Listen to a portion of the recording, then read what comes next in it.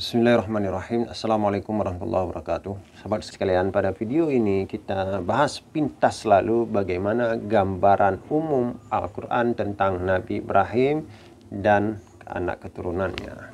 Bukan berarti video ini membantah apa yang disampaikan Guru Gembul, cuman melengkapi sedikit saja.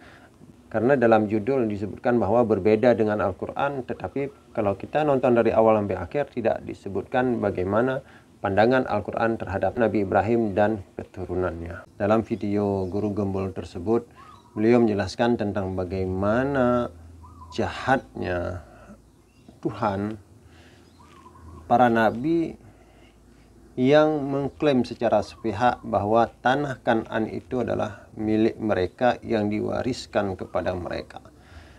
Maka di sini kita tidak membahas apa yang beliau bahas di dalam video tersebut tentang isi Alkitab mengenai Nabi Ibrahim dan anak keturunannya dan penguasaan mereka terhadap tanah Kan'an, tapi yang kita bahas bagaimana pandangan Al-Quran terhadap Nabi Ibrahim dan keturunannya.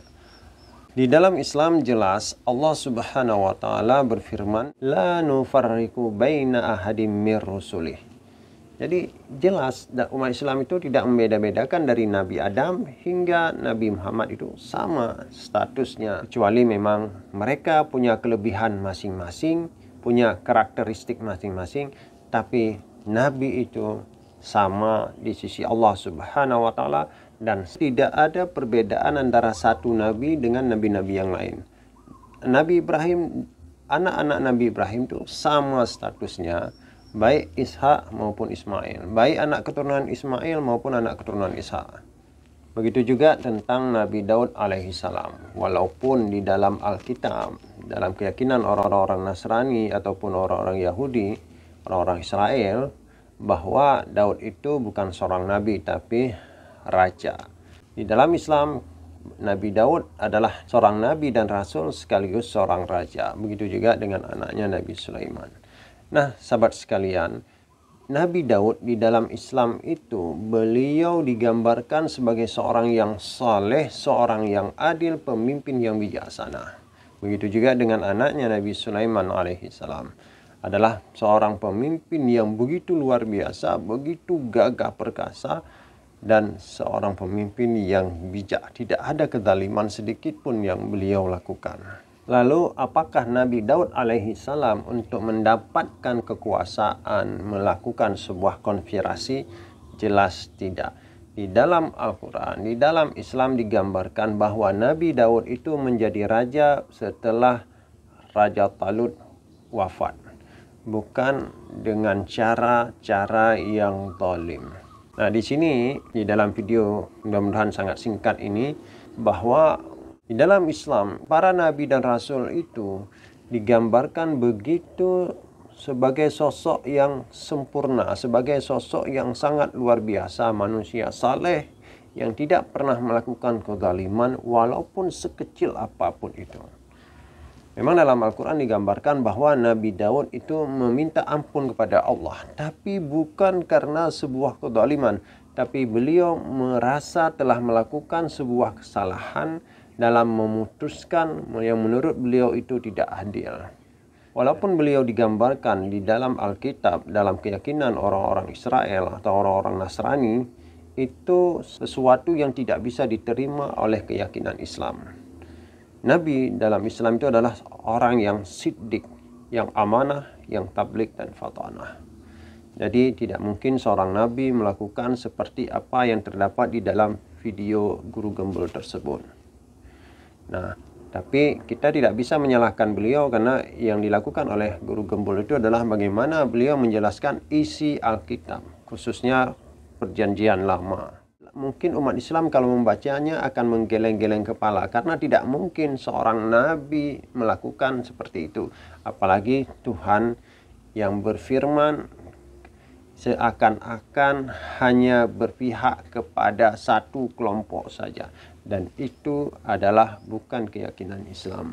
Begitu juga tentang peperangan. Ketika Al-Quran menggambarkan Nabi Musa membawa Bani Israel ke tanah Kan'an hingga mereka bisa masuk ke negeri Kan'an pada masa Yusha bin Nun atau di dalam Alkitab disebut Nabi Yosua itu bukan dalam rangka melenyapkan penduduk asli. Di dalam Al-Quran mereka disuruh pindah ke sana agar terhindar dari kezaliman yang dilakukan oleh Fir'aun. Jadi Nabi Musa membawa Bani Israel dari Mesir ke tanah Kan'an agar terbebas dari kezaliman yang dilakukan oleh Fir'aun atau Ramses yang ketiga. Nah, sesampainya di Kan'an, pertama orang-orang Bani Israel itu tidak mau masuk. Karena apa? Sudah ada penghuninya di sana. Hingga sampailah pada masa Nabi Yusha bin Nun, mereka bisa masuk ke tanah Kan'an. Tapi apa yang digambarkan Alkitab, mereka berhasil merobohkan tembok Jericho, melakukan kekerasan di sana, itu tidak pernah disebutkan sama sekali baik oleh Al-Quran maupun oleh hadis-hadis Rasulullah. Di dalam tafsir Ibnu Katsir diceritakan bahwa ada begitu banyak cerita-cerita Israiliyat. Cerita Israiliyat itu adalah cerita-cerita bangsa Israel yang terdapat di dalam Alkitab mereka yang dimasukkan ke dalam kitab-kitab umat Islam. Dan kita sebagai umat Islam ketika kita jadikan Al-Quran dan hadis Rasulullah SAW sebagai hakim terhadap cerita-cerita tersebut, kalau bertentangan, kalau tidak ada di dalam Al-Quran dan Sunnah, maka kita tinggalkan saja.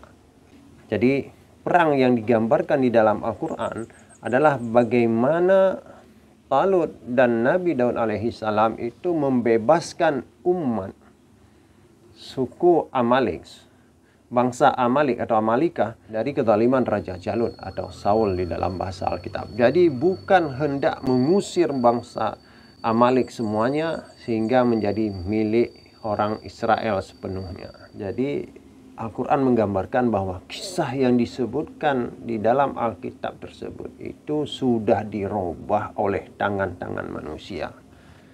Mungkin itulah kenapa cerita di dalam Al-Quran walaupun mirip dengan cerita-cerita yang ada di dalam Alkitab, tapi pada hakikatnya sangat jauh bertolak belakang. Nama mungkin sama, tempat mungkin sama, tapi isinya jauh berbeda. Kenapa? Karena dalam bahasa Al-Quran disebutkan bahwa isi daripada Taurat, Zabur itu telah diubah oleh tangan-tangan manusia. Jadi demikian, semoga bermanfaat. Bukan berarti video ini membantah apa yang disampaikan Guru Gembul, cuman melengkapi sedikit saja. Karena dalam judul disebutkan bahwa berbeda dengan Al-Quran, tetapi kalau kita nonton dari awal sampai akhir tidak disebutkan bagaimana pandangan Al-Quran terhadap Nabi Daud, terhadap Nabi Ibrahim dan keturunannya. Mungkin Guru Gembul akan menjelaskannya beberapa waktu yang akan datang. Semoga saja kita tunggu aja videonya. Wallahu a'lam bishawab. Assalamualaikum warahmatullahi wabarakatuh.